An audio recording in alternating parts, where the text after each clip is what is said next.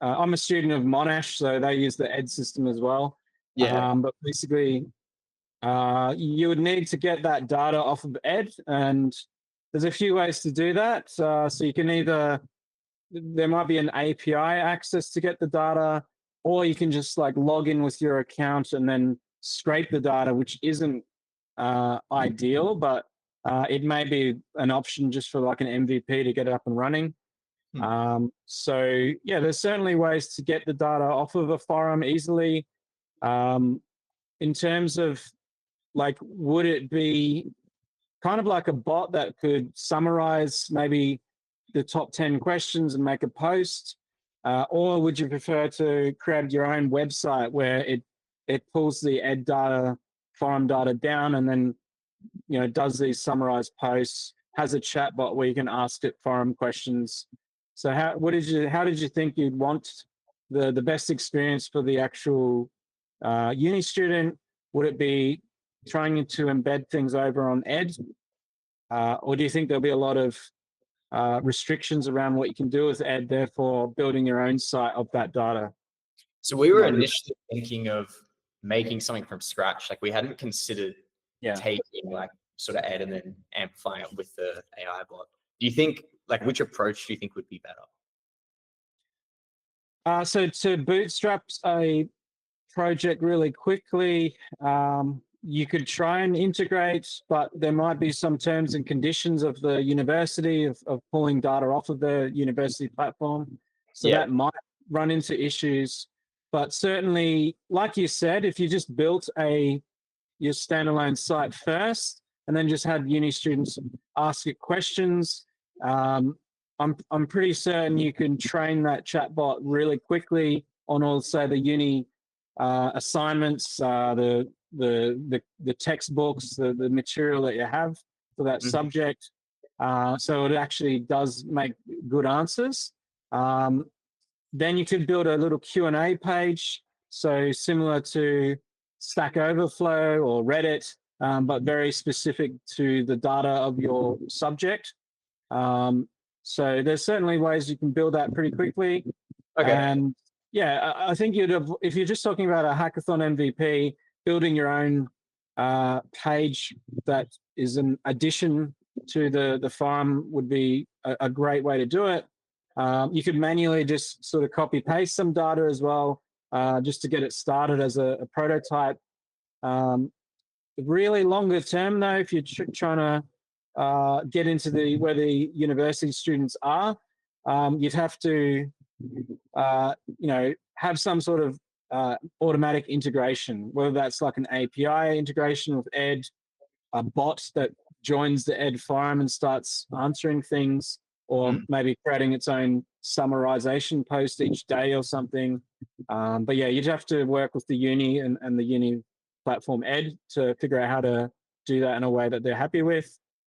You also have to just worry about data, so making sure that the data you take from a forum is not the university's own data. So just working through things like that. But like you said, if students start using your site, that's basically the student putting data into your site. And then the beauty of, say, OpenMesh Xnode is all of that data is contained on the one server. You're not sending it out to ChatGPT or some other external AI provider. It's all running on your one server. So you can actually lock it all down and secure it, and the whole application is running within your own server. So and that includes the AI that's answering it. That AI never talks to anyone else in the world. It's all running on that one box. So, so it'd be secure in that sense, you're saying? Yeah, fully self-contained. It's just a way to protect the data that your students are putting in and the data that they're getting out. It's all run by you, and it's sort of locked down by your access to the box. So, yeah. So yeah, I think the idea would be we sort of make our own version of the forum, and maybe for our demo, we'll just make up like a fake subject or something, generate like an assessment, just get like all the fake details, maybe like 100 chat history that we just either make ourselves or randomly generate, and then sort of go off that. And of course, if we were to develop it later, you could use the real stuff. Yeah. What subject are we talking about here? Is this finance or is it like what? We use it across the university, so Okay. Yeah, awesome. Yeah, that's cool. What was your next question there? So I was just going to say, where we're up to is we watched your orientation video. We've downloaded Cursor and sort of all the other preliminary stuff. And we're up to the point where we want to do our first prompt to get like a initial app going. Yeah. You could help us, make sure that first one's going the right direction. Yeah, so one thing I'll give you, if you just have a look at youtube.com/@John-Forfar, just check out the YouTube. I'll just put a latest video up of the previous mentoring session. Let me just send you that link. But yeah, basically we'll be following a lot of the steps that happened there. So apologies, I only got that out this morning. No worries. Is that the one that's helping students unlock app building potential? Yeah. That one? Yeah. So basically we can run through similar sort of mentoring session like that. And all you need to do is just share the screen that you're trying to run Cursor on. Or we can definitely help out. The big things that I found is, are you a developer or have installed a lot of this stuff before or not really? No, we're pretty new to the developing game. Yeah, cool. So just got a few things to install and it's pretty quick. So yeah, just share screen. I can definitely help out there. Yeah, what I'll do is I'll join on my laptop and I'll share off that. Yeah, awesome. Have you installed anything yet? I downloaded a handful of things this morning.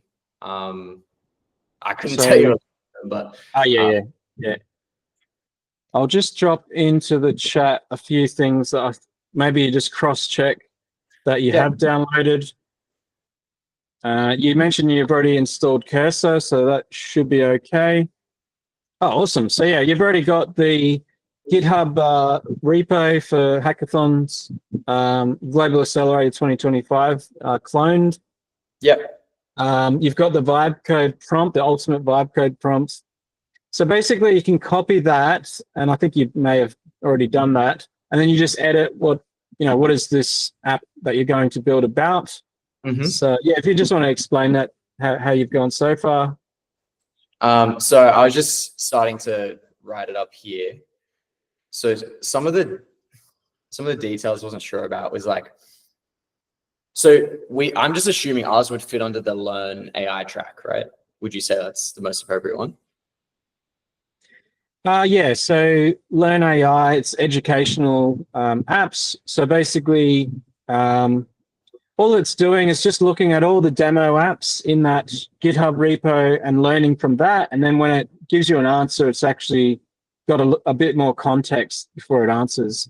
But the main thing at the very top is just describing your application. So that task section. Replace that. Yep, beauty.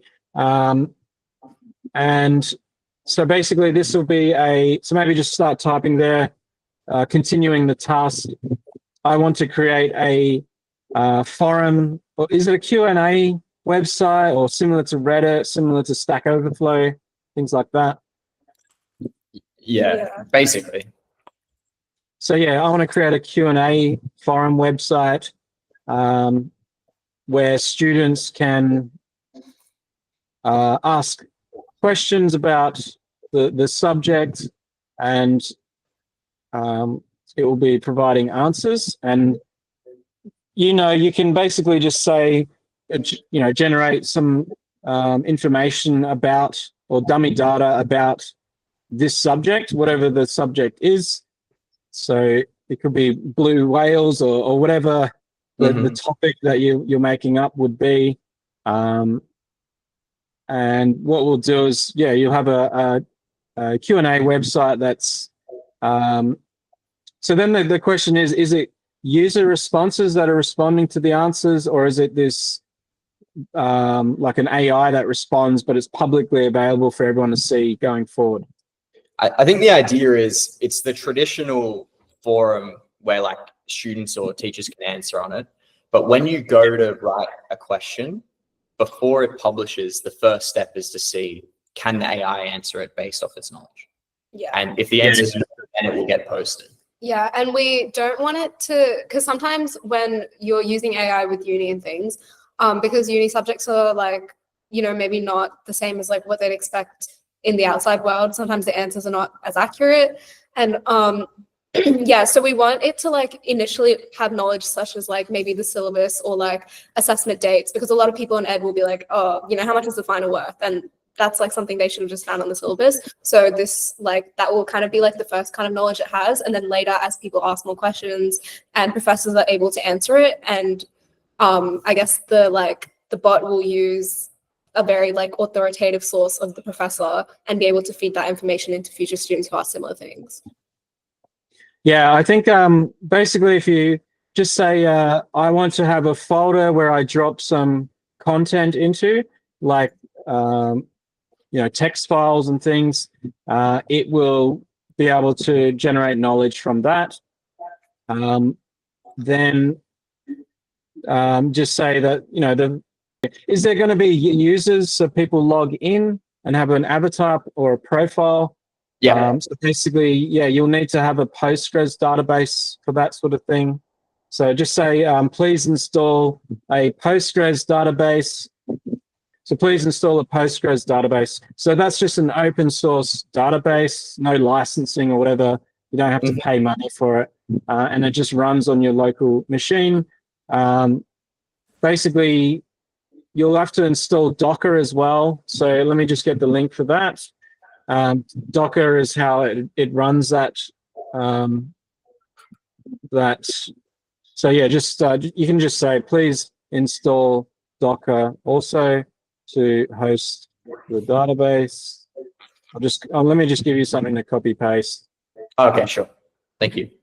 Yeah, so if you just chuck that in, and then yeah, basically the next step is to just start vibe coding. So you have installed Node.js and Ollama. I've got Ollama. I don't think I have Node.js. And have you heard of terminal? So the command prompt or terminal. Are you on a Mac? I'm on a Mac.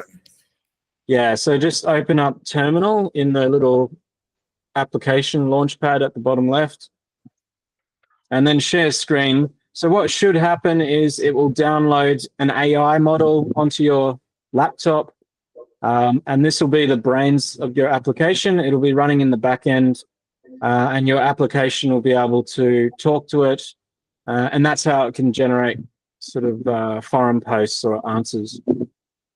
What was it? Is there an error or something? Or? I got no application memory, so it's because I've had too many tabs open on Chrome for too long, and it's amassed to too much. I just got to restart it. Okay, yeah, cool. All good. So yeah, I think with those sort of initial prompts, I've got the conversation here if you want me to paste it back in the chat if you're rebooting. But yeah, basically you install those things. Do you know if your hard drive has enough space or? Mine, I think I'm getting pretty low. Okay, because that's another thing. It might be a few gigs to install a AI LLM, but just, yeah, we'll find that out. The other thing we can do is we can offer hosting. So basically, once you get this app running, we can actually help host it for you, so it's not on your laptop and things like that going forward. So that's something that we're working on with different projects that submit to the hackathon. Right. So we have it on like VS Code, and we're both able to edit it. And so for me to edit it, do I also have to download all of these things? Yeah. So you have to have all the dependencies or things running on your laptop. Is it VS Code or Cursor? I just got Cursor. She hasn't got Cursor yet. Yeah, so you have to use Cursor, and basically Cursor's highly integrated into all the different AI models, and it really does a great job helping you build the application quickly. Yeah, but what course are you guys doing? Oh, okay. At- Yeah, so we both study finance, and then I do engineering as well. Yeah. Oh, cool. So like a double degree or something? Yeah. What Yeah, did you do? Yeah, I was going to say, so I've done so I did like a technical course through apprenticeships and things out of high school a long time ago, in telecommunications, and then studied in telecommunications engineering. And then I moved into a business degree, so like an MBA from University of Western Australia, and now just finishing a master's degree of computer science and AI. So at Monash. So yeah, lifelong learning. Hopefully you don't have to do lots of degrees in the future. You can just finish this one, but you know. No, that's great. Yeah. Okay, I've come back on so I can share the screen. Okay, great. So you go. You want me to pull up terminal? Do I do that? Yeah. Just in this, or like through the cursor? You can do it just in that terminal, just for this one. So this is just installing the Ollama model. Hopefully it's running. Yep, that's perfect. So yeah, it's pulling in 2 gigs, which is Llama 3.2. So yeah, you just let that run in the background. Then we can go back and install, I think, Node.js. Yeah. I tried downloading it earlier, so I don't know if I actually have it yet or if it was unsuccessful before. Yeah, it probably didn't work out. Okay, so I download that as well.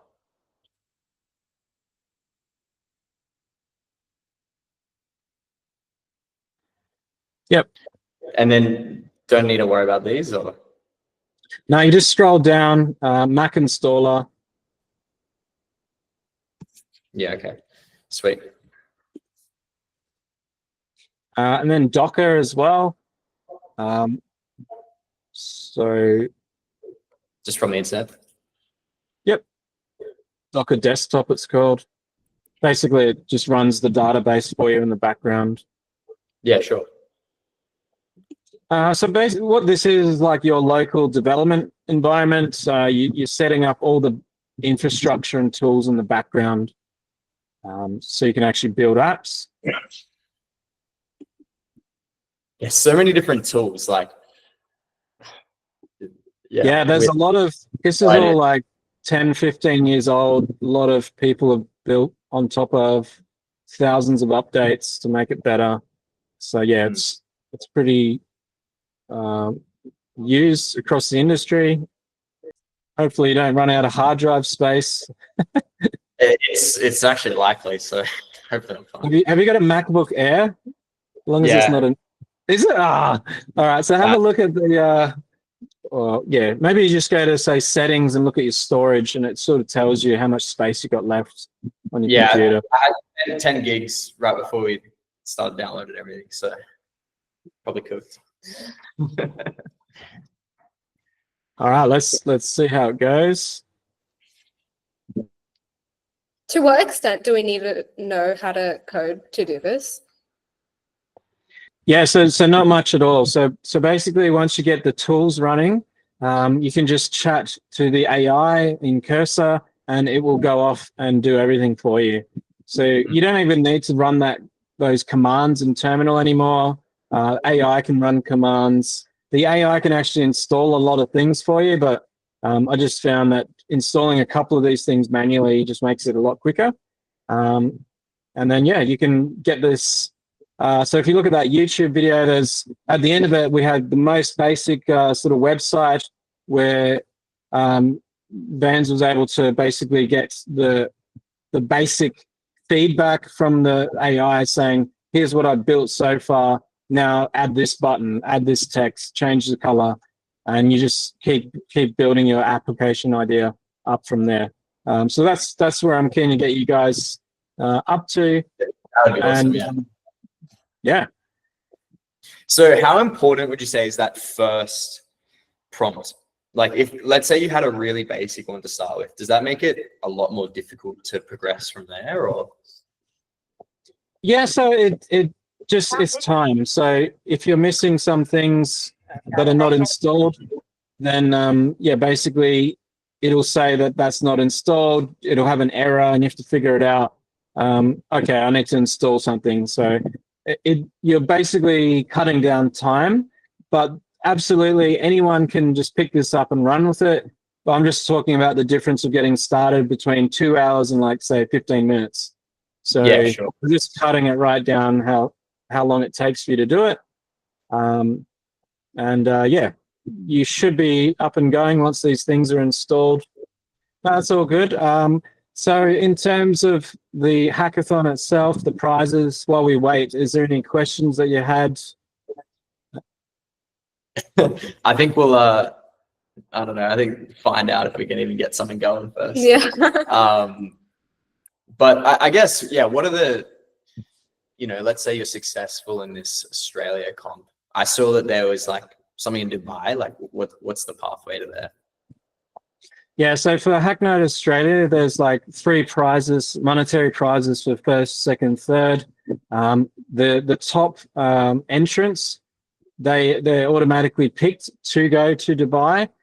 So you receive an invite to the accelerator in Dubai. And what that is a 1-month co-working space stay. So you can work out of the office during that 1-month period.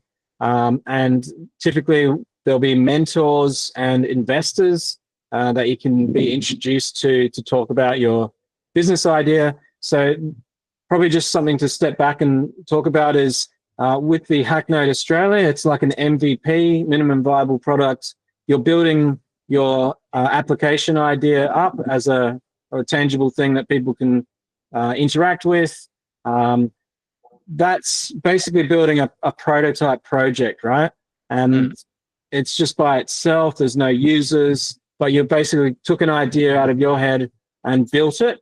And then you're using vibe coding, you're learning vibe coding skills the whole way through. And then you're also able to publish this on LinkedIn as a project. You're able to publish it as a project on GitHub if you want to save your code there. So that works out for getting experience and learning some AI skills and vibe coding skills, and a bit of development skills as well. Then once you submit that project to the hackathon, it gets assessed by judges who then figure out, is this something that could potentially take off? Is there potential for it to make money if there's like a monetization strategy attached to it? Like maybe you charge people $5 a month access to this application. Maybe there's, if there's a certain upvote, maybe the person that gets an upvoted comment gets some financial reward, like 5 or 10 cents. So there's a whole heap of like infinite business models you could apply to it. It's just actually figuring out first. And I'll just sort of make a line in the sand here between the MVP project you build in the hackathon and then building a startup, which is the accelerator. So the accelerator is about taking your project idea and then turning it into a successful business. So then you go into the sort of startup methodologies around like figuring out product market fit. So is there a amount like a big target market that's willing to use your project, your application? Is it solving a problem for them? Are they willing to pay for that problem? How much are they willing to pay for that problem? Is it like $1 a month or 5 cents per reply or whatever? And then you're validating it. So validating it with the market, saying, okay, I've built this thing. I've now integrated it with some financial, ways to monetize it. And then you're getting people, say, through a Twitter account you build up in that project name. Maybe you've made a bot that integrates with Reddit, for example, which is something you could do. You could just like integrate with University of Sydney Reddit and have a little Reddit bot that's answering questions. So there's a whole heap of things you can do with this. And it's pretty easy to vibe code a bot that integrates with Reddit nowadays. So yeah, there's a lot of cool things you can do there. You can integrate it with Discord. You can integrate it with Telegram. So there's so many cool ways you can go with this idea. But anyway, so what you're trying to do is prove that there is a market that's willing to pay for it. And that becomes a successful startup idea. Potentially, if you have investors coming in, they could really accelerate your idea. And the mentorship is about, instead of you making 100 mistakes to get to your successful business, you're maybe making a couple of mistakes through execution, and then the investment's there to keep the business idea growing really fast. So it's really about just learning that these are sort of like innovation skills that they teach in like entrepreneurship class, things like that. And then accelerators are just designed to make your business go from 0 to 1 really quickly. Yeah, that's really exciting. So in terms of the hackathon, like what kind of things are in the judging criteria, and like what do you guys pick projects based on? Yeah. So I'll just quickly share. How's the downloads going? And what I'll do, I'll share screen. They're finished? Yeah. Okay, cool. And then Ollama in the terminal, is that still there or? 98%. So practically not. Yeah, awesome. So let me just load up the website. Yeah, so if you just go to say Block, this is the hackathon platform that's hosting our hackathons. As you can see, Australia's launched, India's just launched, and you can scroll down this hackathon page and it tells you the project submission deadline date, which is only a few days away. I'm happy to help reply to comments until that time. Mm-hmm. And the rules are here as well, which is pretty generic. Just build something, either post the code publicly on the GitHub or maybe put it in your own directory, like your own GitHub profile, and post it there. When you go to hit apply, you put the link to your code in this section, and just make sure that someone at OpenXAI can have access to it. If not, we'll DM you. The judging criteria is here as well. So again, it's just 6 categories. So innovation, is it how unique and creative is the app? Technical quality, so does the code work? Are you able to get a MVP demo running on your own laptop? Then you basically have to record a little selfie video explaining it. Maybe you screen share with like Google Meet or Loom or some tool like that to record your screen and just talk about what the idea is. Some submissions have made a little Google slide PowerPoint presentation, like a pitch deck.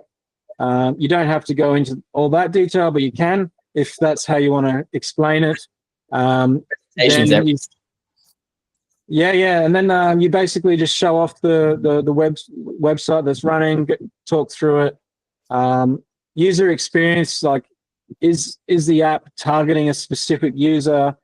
Would that user, let's say you're aiming at 70-year-olds, the 70-year-olds, if they were to look at this website, would they figure out just where to click? Is it a good color scheme? Is it an ugly design, or are they happy with it? So that user experience, you basically just want to make sure that the user knows how to post a question, knows how to see the responses, knows how to upvote things, knows how to log in. So things like that. User adoption. Now, this is sort of going in between MVP project into the startup accelerator. So are you able to build user base? So this could be just you setting up a Google form, showing people that web page and saying, hey, sign up as being interested. And you can just build up like 100 users' emails on a Google form somewhere. Google Forms saves that into a spreadsheet. And that could be a potential indicator of interest in your application. So that's something you could do for user adoption. If you do manage to get it running, we can help you deploy it. And if you can build up users actually using this deployed thing on a public website, then that's another story as well. The other one is just follow us on Twitter, so you can build up an account for it and build that up as well. Yep. Is that something we actually would want to do like prior to the 12th, when I think the submissions are due? Or is that sort of like the next steps? Yeah, so this is something that you can work on the side, building up interest for your app or getting upvotes for it on, say, Reddit or something. Maybe there's a screenshot from a uni forum that you could post this in and get upvotes for. So it's just really figuring out, is it an idea in your own mind that you've come up with, and sounds like a good idea to you? Obviously, you're biased. No offense or anything. It's just like, this is the startup mindset of a founder. A founder typically thinks their idea is the greatest in the world, and it's the founder's job to validate that with product market fit. So does the product respond to it in a positive way? How many users can you get to? The impact is about, is it addressing a real world problem? So that's kind of 2 points of, is there people that want this solution, and then are they willing to pay for it? The other part of impact is, how do you distribute it? So do you have a big partnership with Ed, the educational forum platform? Maybe they respond to your email and say, that's a great idea. We actually have a new app plugin where you can just install your plugin into Ed forums and get it activated at your uni. So there's a whole heap of partnership opportunities for distributing your product out to people. But otherwise, you're just building something, it's on your personal site, and that's it. No one uses it, maybe your close friends and family, but if you can't get that wider adoption, that's just something to think about. And this could just be a slide on your pitch deck of how you're going to do it for the hackathon. You don't have to demonstrate that, but it's just showing that you've had some thought about it. Maybe you've got a reply from Ed saying, hey, yeah, this sounds like a good idea, and that's something you can talk about. Maybe you've got a whole bunch of upvotes somewhere, and you can show off interested users as well.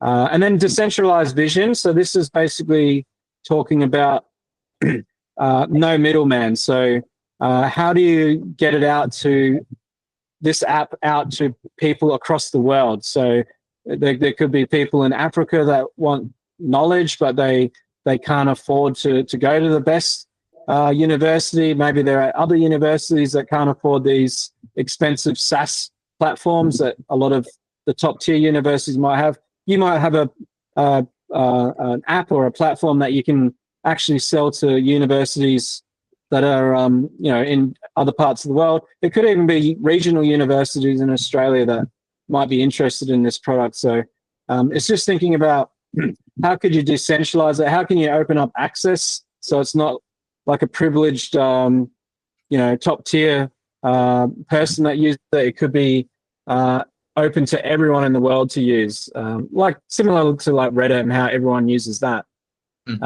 So it's, how can you decentralize it? There's some technical questions around decentralization. So, is it hosted on your server? Is it just you that controls the data? So with decentralization, you can have it on a blockchain. You can, distribute it across a whole bunch of data centers around the world. So there's a lot of technical decentralization, but really it's about getting rid of the middleman and making this open for everyone to be able to access and use. And that could include pricing, like I said. So top tier pricing versus free, or with blockchain and Web3, you can actually enable microtransactions. Like I said, 5 cents to get a bunch of responses. Instead of charging $15 a month, you can charge like 5 cents per use, which is something you can't really do with a normal credit card subscription. No one's going to pay a 5 cent credit card subscription. But with crypto and Web3, you can actually do all these different business models. So, thanks for running. Let's flick through to the cursor and see how you're going with the installation. All right. So it's somehow on 100%, but anyways, the Ollama should be done in a second. Yeah, we'll just let that run, and if you go back to cursor. Yeah, all right, so on cursor now. Yeah, so if you just say copy that prompt that you had at the top, yeah, that's the one. So, I mean, is there much else in there for us to edit, or is it kind of fine? Yeah, just run with that and just say, please tell me the changes you're going to make before you do it, and it will just give you a rundown of what it's about to do. So you can just put it at the end. Hey? I said, does it matter? So go for it. It doesn't matter where you put it. So okay. Before you do them? Yep. And basically you're going to read what it's going to do. Yeah, and just push up or submit. You can make that sidebar bigger as well. Yeah, you should be able to, there's a command. So basically it's going to create a new folder for you called AI discussion forum. So there's the project name already. So yeah, run, it will run that command. So now it's basically creating all the files for your application. Just keep hitting run. So it's going off, creating all the folder structure. It's going to check that certain things are installed. It can install them for you as well. It's going to basically set up the whole website for you. So this typically you're just confirming and running, and yes, continue just doing these steps for a little bit. Yeah, this would have took you know, an hour many years ago, like 3 years ago, but now you can use vibe coding and do it in say 10 minutes. And basically this is like the latest industry standard. The AI models are trained on what the latest thing is to do. So it's setting it up properly, more or less. So yeah, it's installing Node.js, which is a web server that runs. It has a front end where you can have a website running to show to people. It has a back end as well, which is basically the database, things like that. Yeah, it's interesting, isn't it? So just out of curiosity, when you say that it like makes it to the industry standard, if everyone stopped actually coding and everyone only vibe coded, does that mean the standard would never change?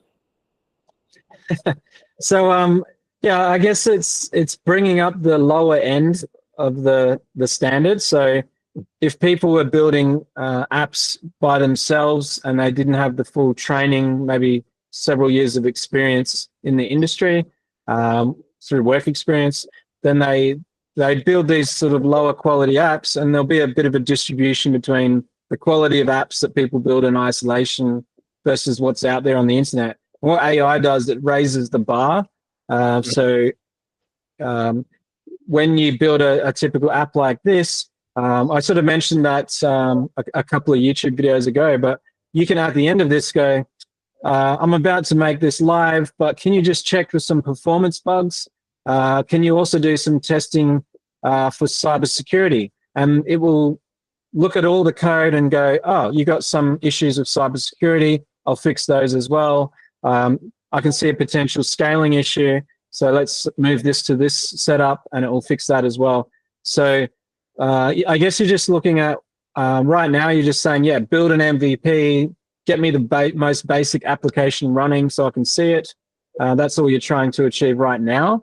But then in the near future, you'll be say, I want to launch this live. You can ask AI to do those other things, and it will know based on all the knowledge of the internet that the AI model was trained on, what the latest standard is. I think the question was around if people stopped coding themselves, would the industry standard go up higher? Basically, there will be people, if everyone's at the same level and they can build the same apps, there will be people trying to build something better.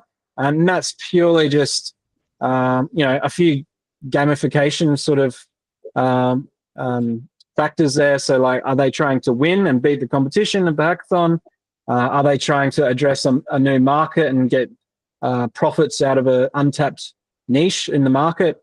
So there's always going to be people that are pushing things forward, and the bar, like you said, the bar's risen really quickly, and it's sort of slowing down, and everyone's at the same level. but there's always going to be people that are trying to push to the next level. So yeah, just going back to the prompt. So basically, the backend API was installed before I started talking. So if you've heard of API, that's basically the backend logic of your application. The front end talks to the API, and then the API then can do lots of things, like maybe it integrates with Telegram bots or Discord bots, or integrates with the Ed forum platform. The one thing that it's doing right now, it's talking to Ollama through an API. It's talking to the Ollama API running on your computer. That same Ollama will be running on the X node if you deployed it on the cloud. So when you make this public and you have a domain people can visit, it's using that same sort of technology. It's now going through, it's installing all the dependencies and all the software needed to run a website. And yeah, it's doing it all in that one folder. So the AI discussion forum, that's your folder. That's where all your files are. You completely own this code, right? So it's not owned by us. It's not owned by Cursor. You own the IP and the code for your application, which is great. So you're not sort of outsourcing it to anyone to build. It's all, you guys own this code and everyone can build it themselves. That's an interesting point. So you're saying even if you get AI to generate it, it's your IP? Yeah, so basically basically all the responses from AI are generated from such a diverse amount of data that I think the trademark and IP standards is it cannot be, I think it cannot be 90% the same, or it has to be 10% different from everything else in the industry. So yeah, basically it's able to build this in a creative way where it's not, you have the IP. Now the question is, like, is this IP able to go to market? Maybe it'll compete with trademarks that someone else has. That's like a different sort of question. But in terms of the IP of this app right now, no one can come up to you and say, I own this, because you've literally created this from scratch. Sure. And yeah, so it's an interesting question because some artists, like movie celebrities, they're sort of suing ChatGPT for generating images like them. So that's like more of a defamation thing that's going through the courts. Maybe you might write a book that sounds like Hemingway or something, and then that could be another challenge as well. But yeah, it's a tricky question, and I don't think there's any clear answer anywhere in the world for this. So it's just something that the industry is getting used to, and they're figuring out what the new standards and laws are. By the time you've built a startup, you've probably got something up and running. You'll have the ability to change your product to suit whatever requirement it is anyway. So it's not really a high list of concerns for building a startup as a founder, because especially if you're just getting an MVP that's only running for, say, 10 or 100 people, that's not going to impact some existing trademark or anything like that. So yeah, it's an interesting question. There's no clear answer. All right, so it says we've got it's done that first version. So how do we preview it? Yeah, so now just say I want to run this. So just say run it so I can see it, basically. Run this app so I can see it. And it's going off to run it. So yeah, just keep doing run. Okay, so it's starting up Docker and running the database. Is there like an auto approve, or do you have to keep saying allow? Allow list with that. Yeah. So you can do that. So that's basically different applications. It's just automatically going to allow that command. So yep. So that command you ran before, just saying install Llama 3.2, is that actually running It looks like it is actually. But yeah, if you go back to the terminal, that should have finished by now. It says Docker isn't installed, but I thought I already had that. Is Docker installed? Did it install? Yeah, we did it before. Maybe if you just launch Docker, just double check. Oh, yeah, I did download it. I think I installed it as an app already. Oh, did you drag it in? Mm-hmm. Okay, yeah. So just open Docker. Maybe it just didn't recognize it because it hadn't been run yet. Yeah, and then down the bottom right of cursor. Oh yeah, go through this stuff. So basically, it should be a whale icon at the top right. Just say yeah, finish. Yep. Right. You can skip this, so you just skip, and it will just run. Okay, so now you do have Docker.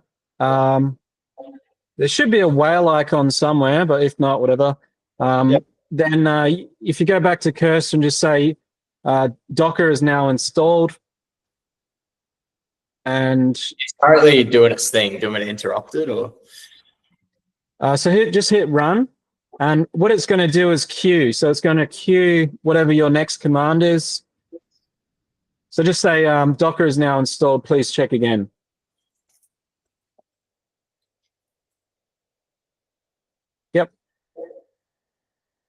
Yep, and it's still trying to run things in the background.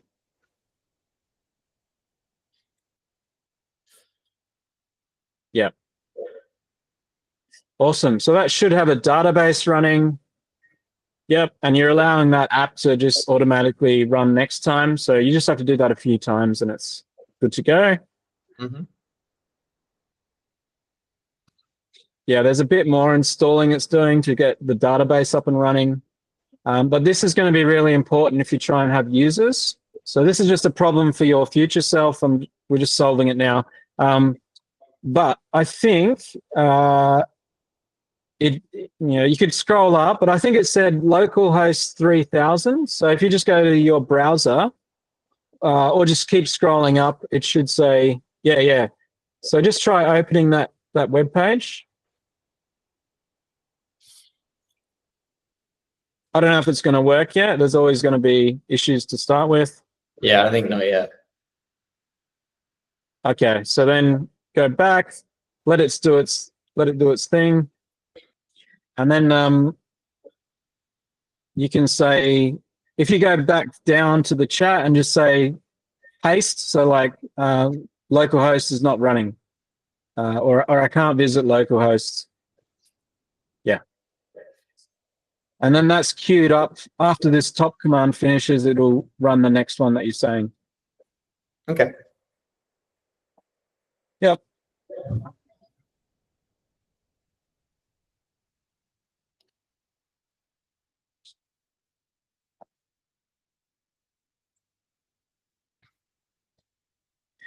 Now, what you can do on the left-hand side is visit your 002 discussion forum. So you just click that. You can actually see all the files that are being created for you. It's got a NextJS app folder. So if you open that up, that's your front-end website and all the files for it. It's got demo content, which I believe will be some text files that you can drop in the folder, just above the Next.js. Oh yeah, I see. Yep. Yeah, so let's have a look at that. So yeah, you can see what it's starting to do here. This is the data that you'll drop into your application, and you can sort of train it on that. That's pretty cool.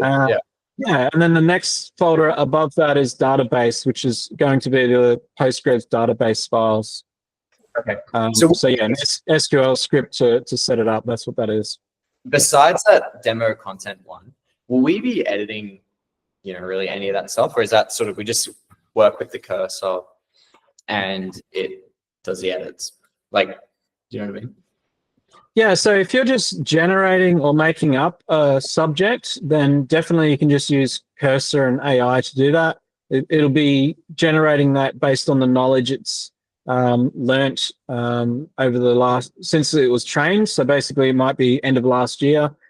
So all the knowledge of the world to the end of last year, you could basically say, hey, generate this thing about blue whales, or I don't know, whatever example you have.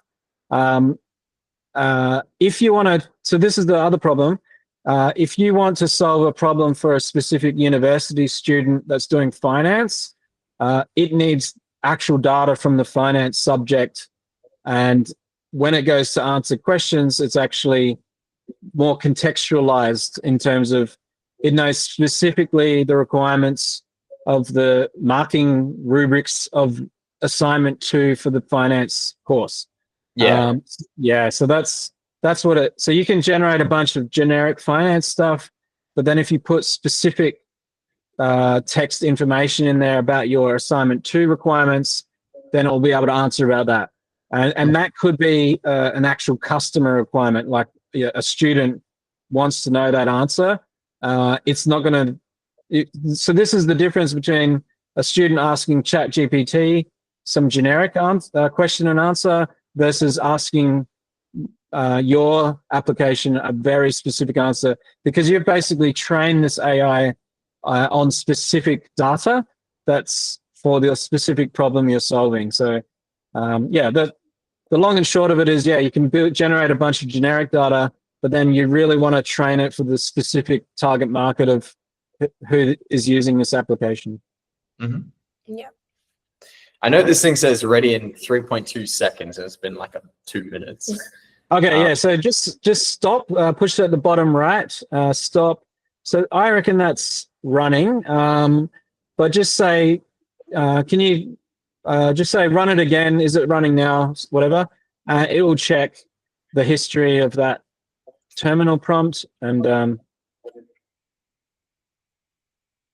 it should say yes or no, and it'll give you like a green tick.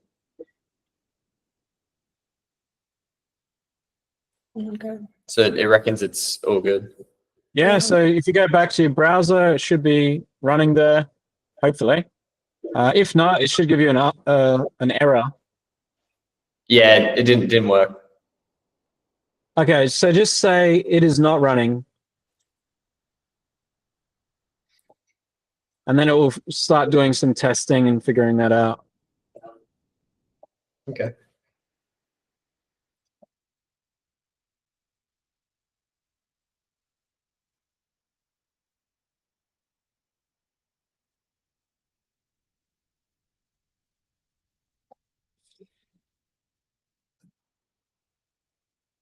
Okay, and then go back to the browser. I think it's running in the background now.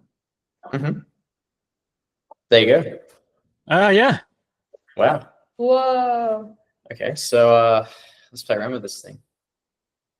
Yeah, so you've basically got an application running that looks like the Q&A forum.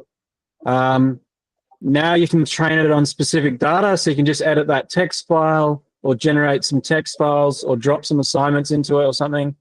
Probably one thing to look at is when you put a PDF file in, it might not be able to read it. So you might have to copy paste the text into a text file, and then it will be able to read it. So just double check that. Now you can probably test, is it actually using Ollama when you ask the AI chatbot a question? So this is something that you can work on.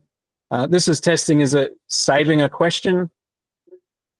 Yeah, not currently, but I guess that's, you just work with the AI now to get the stuff up, right?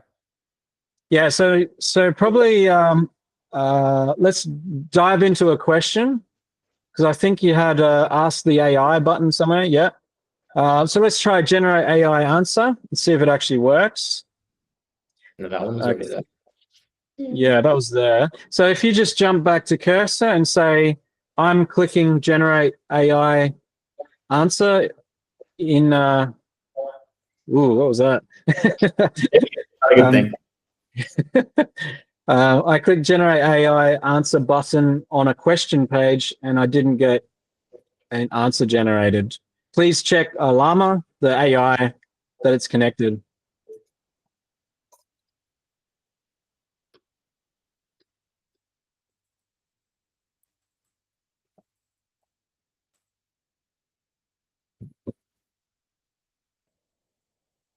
So it's checking that Ollama's running. It's checking that it's got a model attached. Normally it's a config file in your application. It's not specifying which model to use. So this will figure it out pretty quickly. Okay.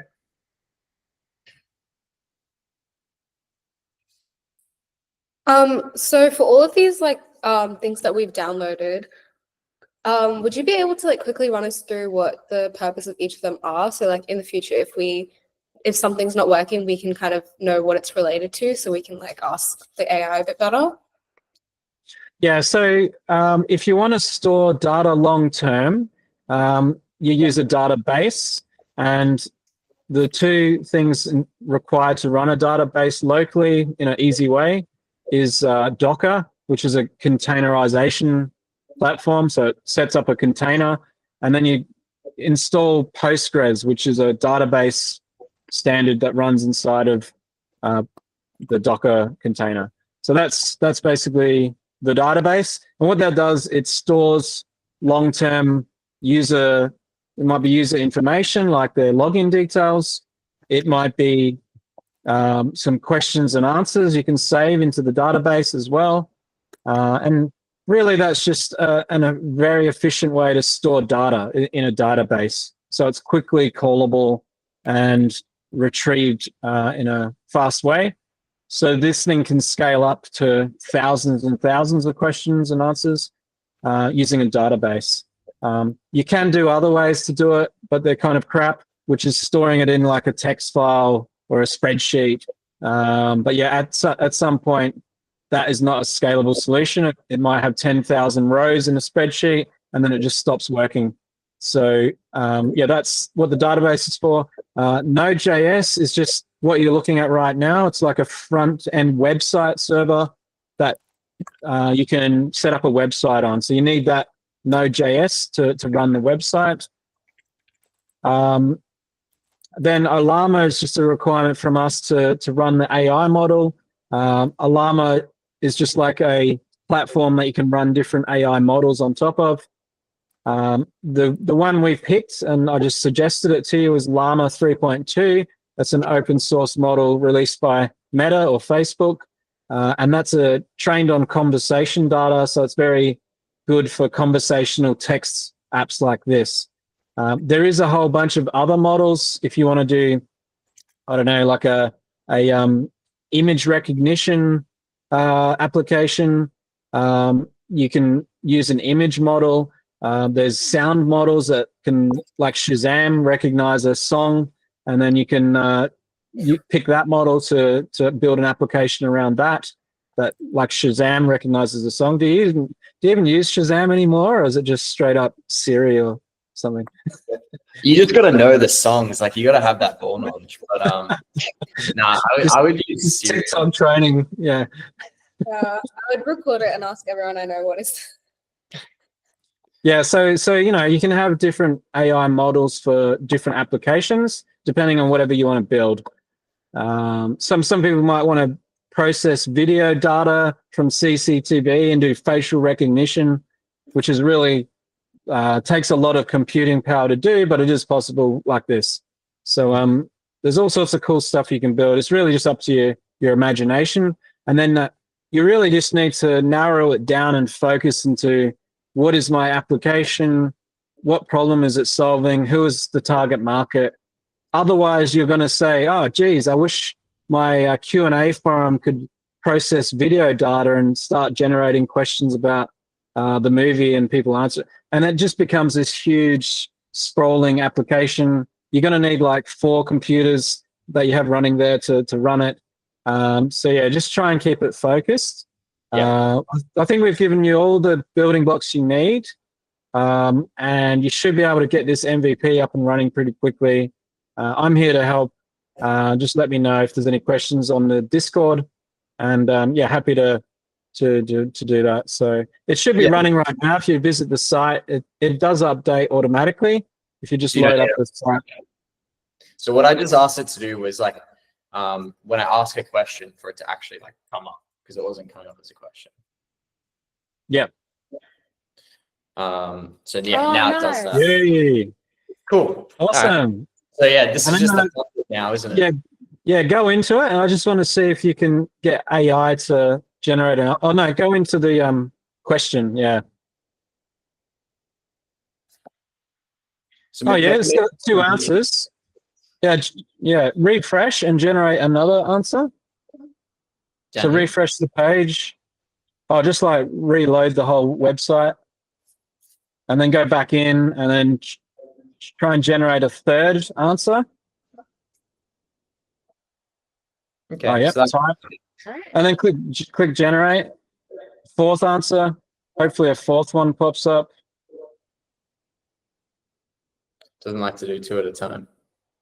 Yeah, I don't think that's so. Yeah, go. So this is the other thing you can do. If you right click, you don't have to do this because AI can do it for you. But if you right click and just inspect, and then this is the developer tools that every website browser has. You click console at the top left, and then basically just refresh the page or click generate answer again. And see what's happening. Yeah, it tells you what's going on. I'll tell you what's going on. Nothing. Nothing, yeah. So then go back to the cursor and just say, look, generate AI answer is not doing anything. Yeah. So you might have to, yeah, just try and submit that. You might have to stop it. I don't know what it's doing up the top there. Yeah, that's okay.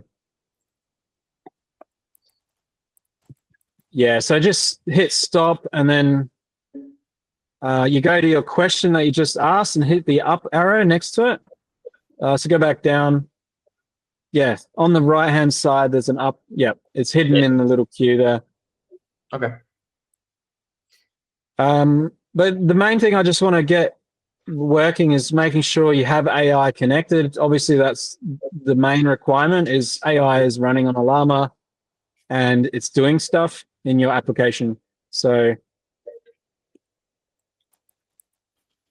it could be Ollama running or not running in the background.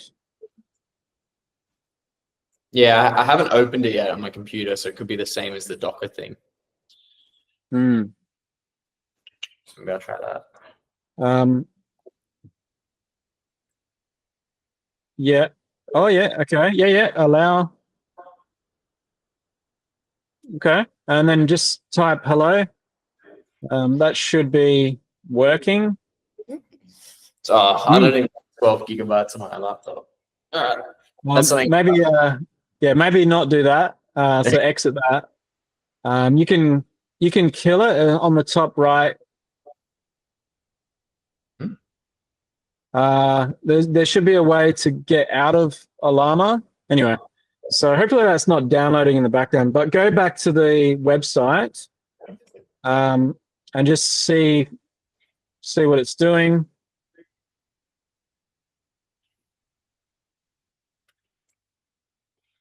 I think you got a problem with Ollama running. Maybe not enough space. If you go to terminal, yeah, this is. Yeah.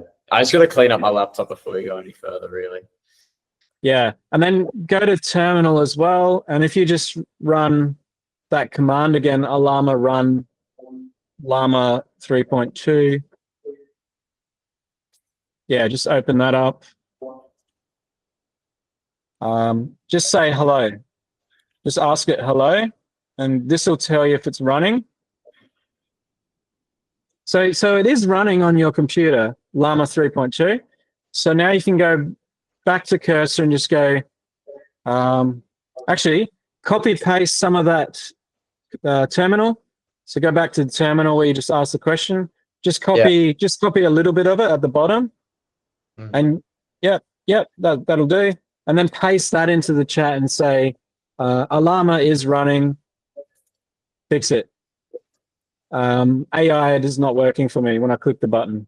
Generate AI answer is not working. Okay, you might have to stop and start again. So it's trying to keep running this thing in the background.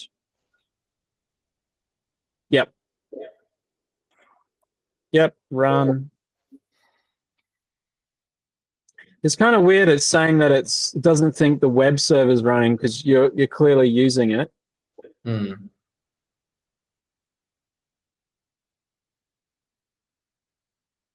but then you sort of just ask more pointed questions like, my website is running, Ollama is running, there's some other problem, please fix it. Yeah, so it's already going through the back end and proving that the back end works. It proved that Ollama worked. It proved the front end web server is working, and now it's trying to figure out, is the front end talking to the back end? So hopefully this one is figuring it out now. It's done a lot of testing for you. Give it a refresh as well. You know, you shouldn't have to, but be safe. Yep. All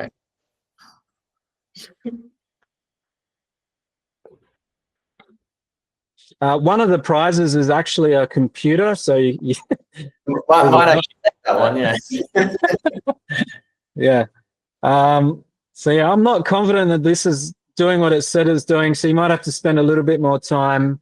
Maybe restart your computer to stop that download.